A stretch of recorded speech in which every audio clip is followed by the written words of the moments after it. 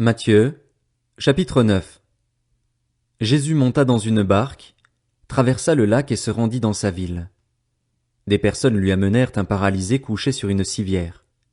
Voyant leur foi, Jésus dit au paralysé, « Prends courage, mon enfant, tes péchés te sont pardonnés. » Alors, quelques spécialistes de la loi se dirent en eux-mêmes, « Cet homme blasphème. » Mais Jésus connaissait leurs pensées. Il dit, « Pourquoi avez-vous de mauvaises pensées en vous-même? En effet, qu'est-ce qui est le plus facile à dire? Tes péchés te sont pardonnés? Ou lève-toi et marche? Afin que vous sachiez que le Fils de l'homme a sur la terre le pouvoir de pardonner les péchés, lève-toi, dit-il alors au paralysé, prends ta civière et retourne chez toi. L'homme se leva et rentra chez lui. Quand la foule vit cela, elle fut émerveillée et célébra la gloire de Dieu qui a donné un tel pouvoir aux hommes. Jésus partit de là. En passant, il vit un homme assis au bureau des taxes et qui s'appelait Matthieu. Il lui dit, « Suis-moi. » Cet homme se leva et le suivit. Comme Jésus était à table dans la maison, beaucoup de collecteurs d'impôts et de pécheurs vinrent se mettre à table avec lui et avec ses disciples. Les pharisiens virent cela et dirent à ses disciples, « Pourquoi votre maître mange-t-il avec les collecteurs d'impôts et les pécheurs? » Mais Jésus, qui avait entendu, leur dit, « Ce ne sont pas les bien portants qui ont besoin de médecins, mais les malades. Allez apprendre ce que signifie « Je désire la bonté » et non les sacrifices. En effet, je ne suis pas venu appeler des justes, mais des pécheurs, à changer d'attitude. » Alors les disciples de Jean vinrent vers Jésus et dirent, « Pourquoi nous et les pharisiens jeûnons-nous, souvent, tandis que tes disciples ne jeûnent pas? » Jésus leur répondit, « Les invités à la noce peuvent-ils être tristes tant que le marié est avec eux? Les jours viendront où le marié leur sera enlevé, et alors ils jeûneront.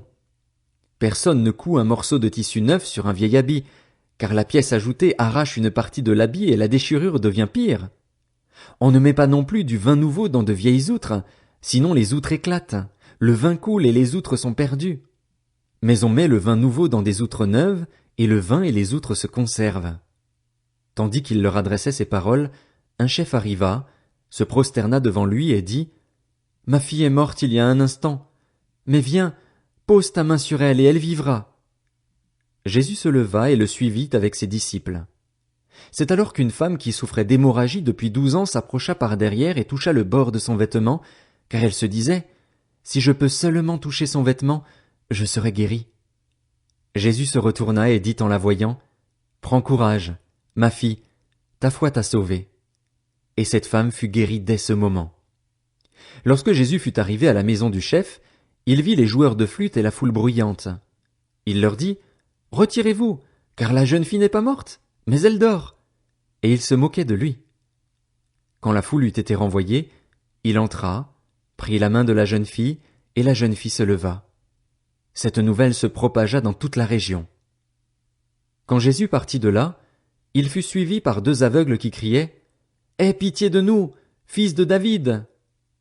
Lorsqu'il fut arrivé à la maison, les aveugles s'approchèrent de lui et Jésus leur dit, « Croyez-vous que je puisse faire cela? »« Oui, Seigneur, » lui répondirent-ils.